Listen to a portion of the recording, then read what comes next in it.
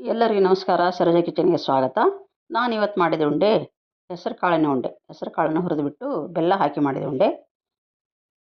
ನೋಡಿ ಹೇಗೆ ಮಾಡೋದಂತ ನೋಡೋಣ. ಮೊದಲು ಹೆಸರು ಕಾಳನ್ನು ನಾನು 2 kg ಹೆಸರು ಕಾಳು ತೊಗೊಂಡಿದ್ದೀನಿ.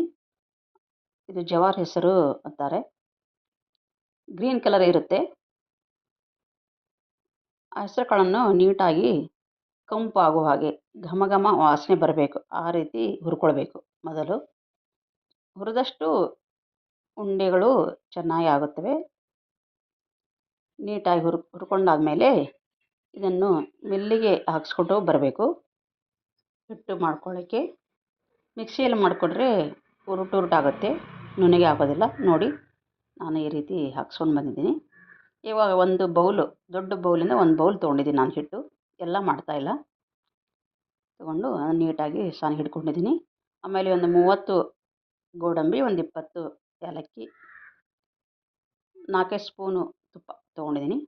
ಸ್ವಲ್ಪ ತುಪ್ಪ ಹಾಕ್ಕೊಂಡು ಮೊದಲು ಗೋಡಂಬಿ ಹುರ್ಕೊಳ್ತಾ ಇದ್ದೀನಿ. ನೀವು ಎಲ್ಲ ಡ್ರೈ ಫ್ರೂಟ್ಸ್ಗಳನ್ನು ಹಾಕ್ಕೋಬೋದು. ಪಿಸ್ತಾ, ಗೇರು ಬೀಜ ಇವೆಲ್ಲ ಹಾಕ್ಕೋಬೋದು. ನಾನು ನೋಡಿ ಈ ರೀತಿ ಗೋಲ್ಡನ್ ಕಲರ್ ಬರಬೇಕು. ಹುರಿದಾದ್ಮೇಲೆ ಅದೇ ಬಾಳಿಗೆಗೆ ಮತ್ತಷ್ಟು ತುಪ್ಪ ಹಾಕಿ ನಾನು ಹಾಕ್ಸ್ಕೊಂಬಂದ ಹಿಟ್ಟನ್ನು ಹುರಿತಾ ಇದ್ದೀನಿ. ಇದನ್ನು ತುಂಬ ಹುರಿಯೋ ಅವಶ್ಯಕತೆ ಇಲ್ಲ, ಸ್ವಲ್ಪ ಘಮ ಬರೋವರೆಗೆ ಹುರಿದ್ರೆ ಸಾಕು. ಆಲ್ರೆಡಿ ನಾವು ಹೆಸರು ಕಾಳನ್ನು ಹುರಿದಿದ್ದರಿಂದ ಕಂಪಾಗುವ ರೀತಿ ಸುವಾಸನೆ ಬರಬೇಕು, ಅದರದ್ದು ಮನೆಯೆಲ್ಲ ಹರಡುತ್ತೆ ಘಮ ಘಮ ಅಂತ. ಆ ರೀತಿ ಆಗೋವರೆಗೆ ಹುರಿದ್ರೆ ಸಾಕು. ಇದಕ್ಕೆ ನಾನು ಅಷ್ಟೇ ಪ್ರಮಾಣದ ಬೆಲ್ಲ ತೊಗೊಂಡಿದ್ದೀನಿ. ನೀವು ಬೆಲ್ಲ ಹೆಚ್ಚು ತಿನ್ನೋರಾದರೆ ಜಾಸ್ತಿ ಹಾಕ್ಕೋಬೋದು, ಕಡಿಮೆ ತಿನ್ನೋರಾದರೆ ಮುಕ್ಕಾಲು ಹಾಕ್ಕೋಬೋದು.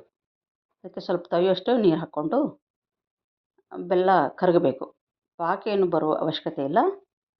ಬೆಲ್ಲ ಕರಗಾದ್ಮೇಲೆ 1-2 ನಿಮಿಷ ಕುದ್ರೆ ಸಾಕು ಬೆಲ್ಲ. ನೋಡಿ ಈಗ ಬೆಲ್ಲ ಕರಗಿದೆ, 1-2 ನಿಮಿಷ ಕುದ್ದು ಆಯಿತು. ಇವಾಗ ಇದನ್ನು ಹಿಟ್ಟಿಗೆ ಹಾಕ್ಕೊಳ್ತೀನಿ. ಹಿಟ್ಟಿಗೆ ಹಾಕ್ಕೊಂಡು ನೀಟಾಗಿ ಕಲಿಸ್ಕೊಳ್ಬೇಕು. ಸಕ್ಕರೆ ಪುಡಿನೂ ಹಾಕ್ಕೋಬೋದು ನೀವು, ನಾನು ಬೆಲ್ಲ ಯೂಸ್ ಮಾಡ್ತಾಯಿದ್ದೀನಿ. ಇದಕ್ಕೆ ಸ್ವಲ್ಪ ಏಲಕ್ಕಿ ಪುಡಿ ಮತ್ತು ಹುರಿದ ಡ್ರೈ ಫ್ರೂಟ್ಸ್ ಹಾಕ್ಕೊಂಡು ಉಂಡೆ ಕಟ್ಟಿಬಿಟ್ರೆ ಹೆಸರು ಕಾಳಿನ ಬೆಲ್ಲದ ಉಂಡೆ ರೆಡಿ ಟು ಈಟ್.